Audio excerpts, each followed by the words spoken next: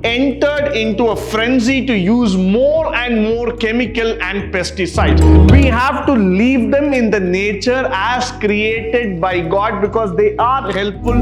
It is also necessary to adopt a path of sustainable development. Chemicals and pesticide use, the effect is also going to be on animals and birds. We are able to run forward, we are able to take it forward altogether.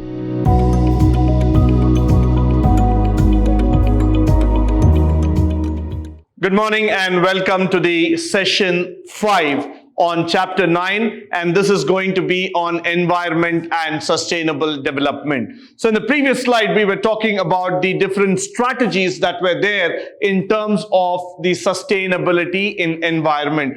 In this chapter, in the session, we are also going to talk about some more innovative methods that can be used by us in terms of bringing in sustainable development. So quickly moving forward, we are going to talk about a word called as biopest control. Now, this is very, very important concept. So I need you to please pay attention in terms of understanding how this is going to happen in India.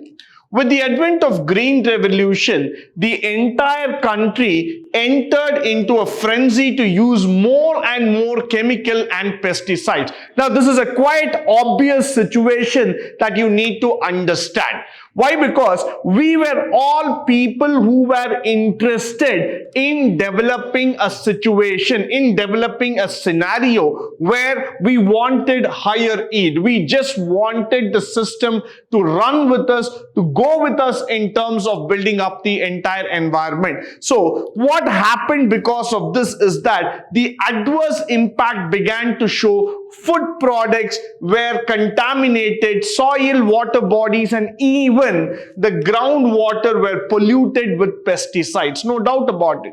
Why? Because the more and more you are depending on pesticides, the more and more you want to go on the chemical way, automatically the soil, the water and the environment will completely get polluted. So even milk, meat and fishes were found to be contaminated. So this does not leave anything just like that. It goes contaminating every single product as far as possible, and we were not able to live a good healthy life. So in order to meet this challenge and bring back the same quality healthy life for us, this is a time for us where we have to start using the biopest control method. We want to go back to the conventional method. We want to go back to a traditional practice that does not affect the environment. At the same time, it is able to make the environment a sustainable place to live in. So neem trees are proving to be quite useful, a very, very old methodology and a traditional practice that has been used in terms of controlling, and this is one of the most important product that you can ever think about. Now, moving forward, several types of pest controlling chemicals have been isolated from neem, and these are being used in our country. Now, we are also going to talk about mixed cropping and growing of different crops in consecutive years on the same land that has also helped the farmers. So this is very, very important for all of us to understand at this juncture, at this position altogether, that we have to start working on a situation, on a factor where the farmers are going to get benefited. The farmers are going to get really taken forward in terms of building the system. Next, in addition, awareness is spreading about the various animals and birds which help in controlling of this pest. That is very, very important for all of us. Why? Because we are going to see the growth happening. We are going to see the growth in terms of development altogether. So now you want to see the variation that is happening because of the chemicals and pesticide use. The effect is also going to be on animals and birds. So we want to bring in a biopest control system that is going to be having a cleaner and greener environmental effect altogether. So that is why we are stressing about this factor that every single part of our country should stop using those harmful chemicals and start moving towards a biopest pest control, which can make the environment even more friendly and sustainable. Now, for example, snakes are one of the primary group of animals which prey upon rats, mice, and various pests. In India, we have a sentimental factor towards every single animal, and we worship them, we give them due regards. So if you look at the criterion here, now let's look at it. Snakes are one of the important aspects or help for the farmer because they prey upon rats and mice, which in turn destroy their farm. So snakes are in turn the guards who take care of this, and they take upon as a prey for this rats and mice. So they are able to help us in controlling certain pests. We also need to know their value and save them. This is very, very important. We also need to know the value and we need to save them. So next time when you see these animals, it is better we do not do harm to them. We have to leave them in the nature as created by God because they are helpful, they are useful in some form or the format. Sustainable development has become a catchphrase today. This has become the key word. You go and type it across in Google, or you go and type it across in any of the commercial website. The word sustainability and sustainable development has become the trend for today. It is indeed a paradigm shift in developmental thinking. So it is very, very important, highly useful that we start getting onto this method. Though it has been interpreted in number of ways, I would use this word because it has been interpreted, it has been put in number of ways.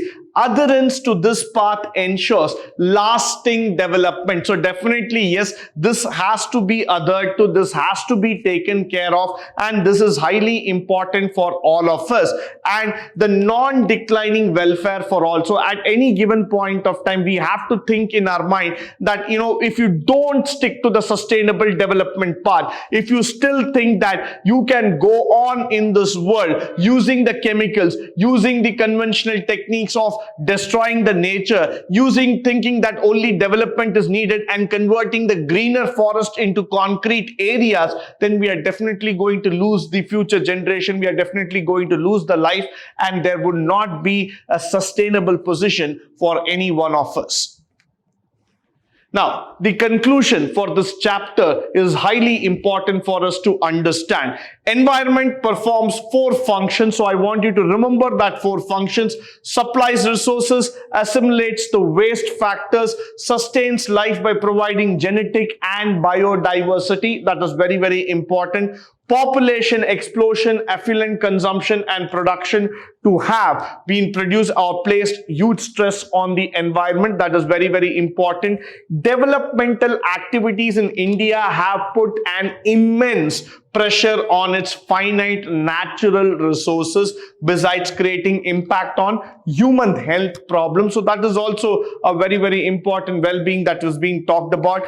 The threat to India's environment is two-dimensional threat, and the poverty induced on the environmental degradation is also being seen. So somewhere down the lane, we need to see that developmental activities cannot happen at the cost of nature, at the cost of environment altogether. Though the government on one side, through various measures, attempts to safeguard the environment, they have been doing it, they have been trying to come up with a lot of schemes altogether. It is also necessary to adopt a path of sustainable development. Now that is very, very important. That is highly needed. Why? Because somewhere down the lane, we need to understand that we are moving in the path of sustainability. And if we try to deviate from that and start thinking about our own developmental factors, then we would harm the mother nature and we would not be able to continue. Now, sustainable development is development that meets the need of present generation and also starts leaving something behind for the future generation to cherish. That is the most important factor. What we have been thinking in our present day context is that whatever that is available, whatever that is left, it's only for me.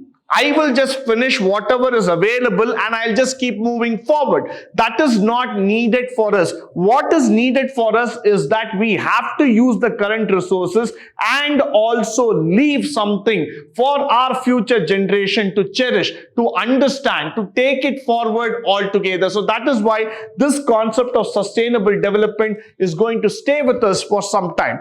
Promotion of natural resources, conservation, preserving of generative capacity and ecological system, avoiding the imposition of environmental risk, future generation would also lead to sustainable development. So somewhere down the lane, we have to promote all the natural resources. We have to get into conservation, preserving of all the factors, maintain the capacity of ecological system so that we are able to run forward, we are able to take it forward altogether. And then we can talk about sustainability. We can also make our generation understand the need for sustainability. Now, moving forward, with this, we come to the conclusion of this chapter, Environment and Sustainable Development. This entire chapter is more focused about the strategies and sustainability of the ecological balance.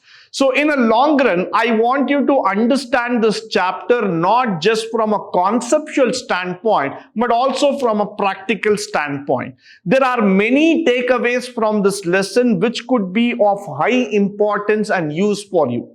So please try to implement those factors, implement those methods in your own area, in your own livelihood, so that we as the students of economics, we as the practitioners of economics would be able to promote an environmental balance in the long run.